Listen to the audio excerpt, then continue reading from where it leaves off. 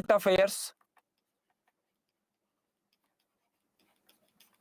हम इसकी तैयारी किस तरीके से करें, इसके अलावा जो अध्ययन सामग्री है, जो अध्ययन सामग्री है हम इसका इस्तेमाल किस तरीके से करें, हम अध्ययन सामग्री का चुनाव किस तरीके से करें, तो ये सब कुछ विषय हमारे सामने आते हैं। इसके अलावा अगला महत्वपूर्ण विषय हमारे सामने आता है साक्षात्कार, इंटरव्यू। इंटरव्यू की तैयारी हम लोग किस तरीके से करें, तो ये सारे के सारे विषय हमारे सामने आते हैं समग्र योजना की बात करते हुए। ऑलराइट, ओके, ये बिल्कुल ये हिंदी इंग्लिश सारे माध्यमों के लिए है, for both the mediums. Alright, चलिए अभी यहां पर आप देखिएगा, सबसे पहले हम लोग बात करते हैं कि परीक्षा का प्रारूप क्या है। दैट मीन्स कि ये जो परीक्षा है ये कितने स्तरों में किस तरीके से आयोजित की जाती है। तो हम यहां पर देखते हैं कि इस परीक्षा के अंदर में हमें 3 लेवल दिखाई पड़ते हैं। कितने लेवल दिखाई पड़ते हैं? 3 स्तर दिखाई पड़ते हैं। प्रारंभिक परीक्षा, फिर मुख्य परीक्षा और अंततः इंटरव्यू अर्थात साक्षात्कार। अगर हम बात करें यहां पर प्रारंभिक परीक्षा की, अगर हम बात करें, राइट, हम जब प्रारंभिक परीक्षा की बात करते हैं तो प्रारंभिक परीक्षा के विषय में मैं आपको बताना चाहूंगा कि ये परीक्षा के जो अंक होते हैं, ये अंक जो अंतिम मेरिट लिस्ट बनती है, जो लास्ट में एकदम मेरिट लिस्ट बनती है, उसमें प्रारंभिक परीक्षा के अंक जोड़े नहीं जाते। प्रारंभिक परीक्षा में लाखों की संख्या में लोग शामिल होते हैं, लाखों की संख्या में। लेकिन लेकिन आप इस बात पर ध्यान दीजिएगा, फॉर्म भरने वालों की संख्या तुलना में, जरा समझना, फॉर्म भरने वालों की तुलना में मान लीजिए 5 लाख लोगों ने फॉर्म भरा, तो आपको पता है फॉर्म भले 5 लाख लोगों ने भरा हो, लेकिन परीक्षा में शामिल होने वाले लोगों की संख्या इससे बहुत कम होती है। लगभग 50-60% के आसपास लोग ही परीक्षा देने जाते हैं। क्या आप जानते हैं इस बारे में? मैंने कहा था ना, कठिन दिखती है, कठिन है नहीं। आप जब आंकड़ों को देखेंगे, आप जब प्लानिंग को देखेंगे तो यह बात समझ में आती है कि सर ये तो बहुत आसान है। लेकिन जो चीज इसे कठिन बना देती है वो है अनुशासन। आप अनुशासन से भटके, आप पाठ्यक्रम से भटके तो फिर कहां जाकर रुकेंगे कुछ पता नहीं चलता। तो अब यहां पर देखें, प्रारंभिक परीक्षा, उसके बाद मुख्य परीक्षा और फिर साक्षात्कार। मुख्य परीक्षा में जो शामिल अभ्यर्थी होते हैं इनकी संख्या महज कुछ हजार में होती है। करीब 13-14 गुना अभ्यर्थी, जो भी वैकेंसीज आती हैं, मान लीजिए 1000 वैकेंसीज हैं तो 13-14 हजार के आसपास अभ्यर्थी हमको देखने को मिल जाते हैं। मुख्य परीक्षा के अंदर में बहुत कम संख्या हो जाती है और यह संख्या इंटरव्यू तक जाते जाते और भी घट जाती है। ऑलराइट, ओके, तो 3 स्तर है, प्रारंभिक परीक्षा, मुख्य परीक्षा, साक्षात्कार। और एक बात ध्यान रखिए, अगर आप एक भी स्तर पर फेल हुए तो फिर आपको कहां से शुरुआत करनी है? प्रारंभिक परीक्षा से। मान लीजिए आपने 1 वर्ष इंटरव्यू दिया, आप यहां तक पहुंच गए और आपका फाइनल सिलेक्शन नहीं हुआ, तो अगले साल आपको प्रारंभिक परीक्षा से ही शुरुआत करनी है। लोग कहते हैं कि यह सिविल सेवा परीक्षा की तैयारी सांप सीढ़ी का खेल है, स्नेक एंड लैडर का खेल है। लेकिन एक बात मैं आपको बता दूं, सांप सीढ़ी के खेल में भी अगर 99 पर आप डाउन आते हो तो 0 पर फिर भी नहीं पहुंचते, आप 8वें 10वें 11वें नंबर पर कहीं टिकते हो। लेकिन यहां पर अगर आप इंटरव्यू से नीचे गए तो सीधे प्रारंभिक परीक्षा से ही आपको शुरुआत करनी है। इसीलिए मैं कहता हूं, एक बार तैयारी करो, अच्छे से तैयारी करो, ध्यान से तैयारी करो, ताकि आपकी तैयारी मजबूत हो और उसके बाद आपकी सफलता की संभावनाएं उतनी ही ज्यादा बढ़ जाती हैं। आइए मैं आपको बताता हूं यहां पर प्रारंभिक परीक्षा के अंदर में जो प्रश्न पत्र आदि हैं वो किस प्रकार से हैं। आप यहां पर देखिएगा, प्रारंभिक परीक्षा में हम लोग 2 पेपर देखते हैं, पेपर 1, पेपर 1 और पेपर 2। आप यहां देखें, पेपर 1 जीएस पेपर 1 भी कहते हैं इसको और जीएस पेपर 2। इसके अंदर में आप यहां पर देखें, आपको 100 क्वेश्चंस, आपको प्रश्न देखने को मिलते हैं 100 क्वेश्चंस और 200 मार्क्स। इसके अलावा पेपर 2 की अगर हम बात करते हैं तो पेपर 2 के अंदर में हमें 80 क्वेश्चंस देखने को मिलते हैं और इसके साथ में हमें यहां पर मार्क्स देखने को मिलते हैं 200 marks. All right, 80 questions, 200 marks. तो बहुत सीधी सी बात है कि यहां पर आपको पर क्वेश्चन 2 मार्क्स। नेगेटिव मार्किंग होती है, बिल्कुल होती है, और नेगेटिव मार्किंग जो है वो 1/3 की है। और अगर आप यहां पर देखें तो यहां पर आपको पर क्वेश्चन 2.5 मार्क्स दिखते हैं और यहां पर भी आपको नेगेटिव मार्किंग देखने को मिलेगी 1/3। ऑलराइट, लेकिन एक बात ध्यान रखना, नेगेटिव मार्किंग के बारे में बच्चे जो बात मिस कर देते हैं कि अगर आपका एक प्रश्न गलत हुआ तो क्या आपका केवल 1/3 गया? आप सोच के देखिए, आपका 1/3 नहीं गया। 1/3 तो आपका गया, लेकिन जो एक सही नंबर था, जो आपको 2 नंबर वहां, मान लीजिए अगर मैं एग्जांपल यहां पर दूं 2 नंबर का, 2 मार्क्स का, तो आपके 2 मार्क्स तो ये गए और 2 का 1/3 और गया। ऑन एन एवरेज लगभग में हम लोग इसको 0.66 हम लोग ले लेते हैं। तो आप अगर यहां पर देखें तो आपके -2.66 लगभग, ऑन एन एवरेज 2.66 मार्क्स आपके माइनस हो जाते हैं। तो नेगेटिव मार्किंग को बहुत ध्यान से टैकल करने की जरूरत रहती है, बहुत ध्यान से उसको समझना और उसको डील करना पड़ता है। ऑलराइट, तो अब यहां पर आप समझें कि जो पेपर 2 है, आपका पेपर 2 जो है, ये बच्चे तनाव नहीं लेना है। पेपर 2 क्वालिफाइंग है। पेपर 2 जो है वो अर्हक, हिंदी में कहते हैं अर्हक, इंग्लिश में कहते हैं क्वालिफाइंग, क्वालिफाइंग नेचर का होता है। और यहां पर पेपर 2 में आपको 33% मिनिमम, आपको पेपर 2 के अंदर में मिनिमम 33 मार्क्स लाने हैं, 33% मार्क्स लाने हैं out of 200। And 33% marks, 33% out of 200, that means कितने मार्क्स हो गए? बोलिए, कितने मार्क्स हो गए? 66 मार्क्स हो गए आपके, राइट? 66 मार्क्स मिनिमम अगर आप ले आते हैं तो पेपर 2 आपका क्वालिफाइंग पेपर है, वो क्लियर है। प्रारंभिक परीक्षा के अंदर में जो कट ऑफ लिस्ट बनती है, वो कट ऑफ लिस्ट बनती है पेपर 1 के आधार पर। हालिया 2-3 वर्षों में अगर हम देखें तो पेपर 1 के अंदर में कट ऑफ काफी कम है, ये 90 के आसपास में है। लेकिन मैं आपको ये बता दूं कि हम लोग जब आपको पढ़ाते हैं तो हम एक ही बात कहते हैं कि ठीक है, अभी 90 के आसपास दिख रही है 1-2 वर्षों से, लेकिन हमारी कोशिश यह रहती है कि आप कम से कम 110 प्लस, 110 से अधिक नंबरों के लिए आप प्रयास करें कट ऑफ के लिए।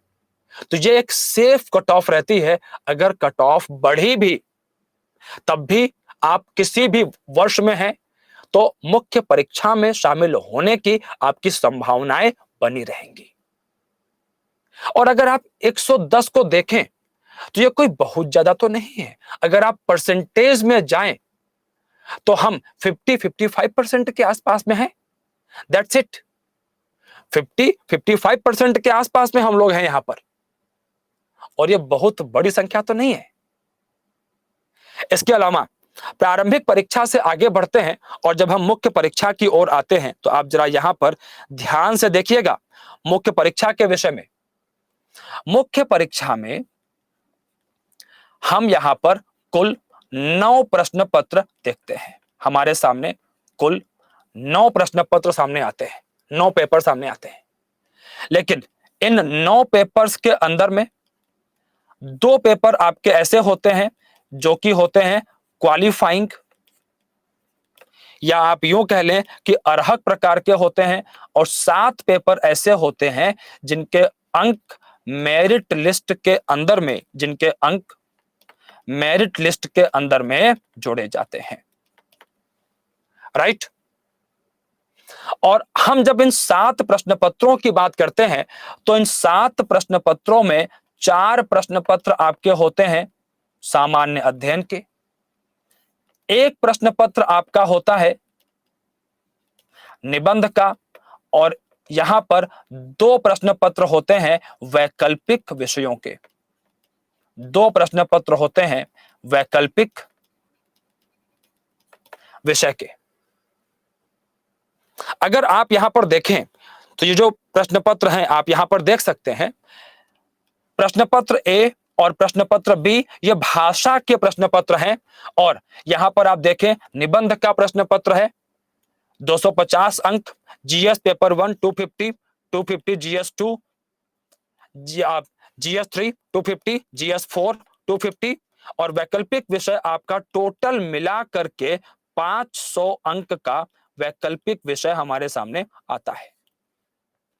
अब यहां पर आप ध्यान से देखिएगा, पेपर ए और पेपर बी ये दोनों पेपर ये क्वालिफाइंग हैं, 300 नंबर के हैं, और आपको मिनिमम आपको इन दोनों प्रश्न पत्रों में अलग अलग आपको मिनिमम 25% मार्क्स लाने हैं बस। पेपर ए में 25% मतलब 75 भारतीय भाषाओं के प्रश्न पत्र में, अंग्रेजी भाषा के प्रश्न पत्र में अगेन 75, दैट्स इट, हो गया। और इसके बाद में ये जो 7 प्रश्न पत्र यहां पर मैंने आपको बताए, अगर इन 7 प्रश्न पत्रों के अंकों को आप जोड़ें तो जीएस के 4 प्रश्न पत्र हमें 1000 अंकों के देखने को मिलते हैं, क्योंकि प्रत्येक प्रश्न पत्र 250 अंकों का है, 250 इंटू 4। निबंध का प्रश्न पत्र 250 अंकों का है, वैकल्पिक विषय ये मैंने आपको बताया 500 अंकों का है, आप सबको जोड़ दीजिए और आपके सामने 1750 अंक आ जाते हैं। मुख्य परीक्षा में कितने अंक आ गए? 1750 अंक आ गए। और साक्षात्कार इंटरव्यू, अगर हम इसमें इंटरव्यू के मार्क्स जोड़ दें, साक्षात्कार के अंक इसमें हम जोड़ दें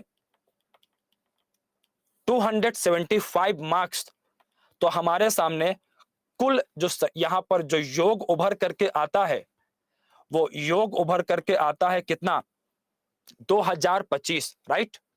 2025 अंक हमारे सामने उभर करके यहां पर आते हैं, जिसमें बनती है अंतिम मेरिट लिस्ट। आपको पता है कि टॉपर्स के मार्क्स कितने होते हैं? Any idea, any guess? 2025 में टॉपर के अंक कितने हो सकते हैं? इमेजिन करिए, इमेजिन दिस।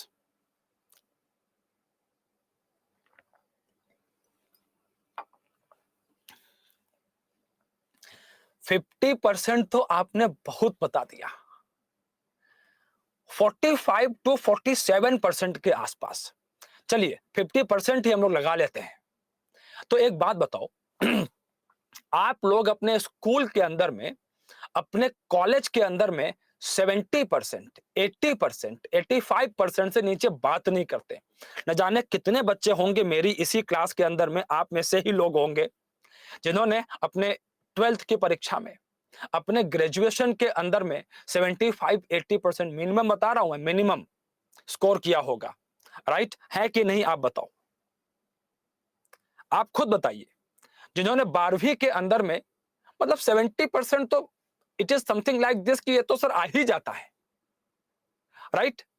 सर हम तो 80-85% वाले लोग हैं।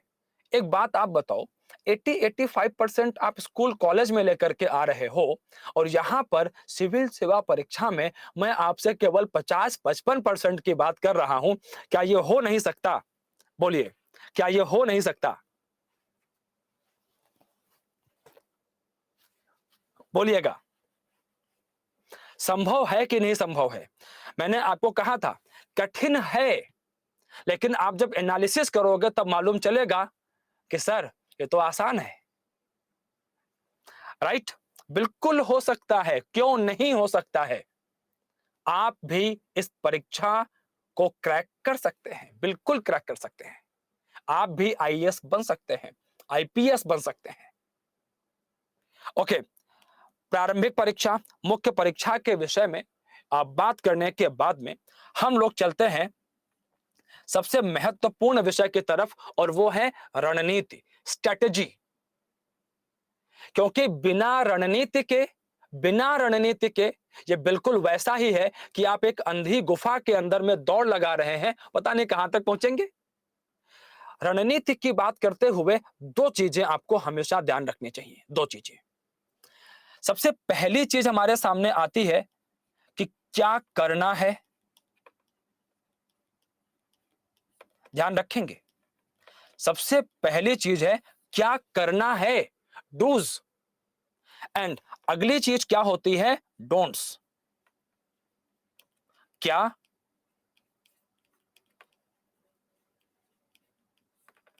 नहीं करना है, क्या करना है और क्या नहीं करना है।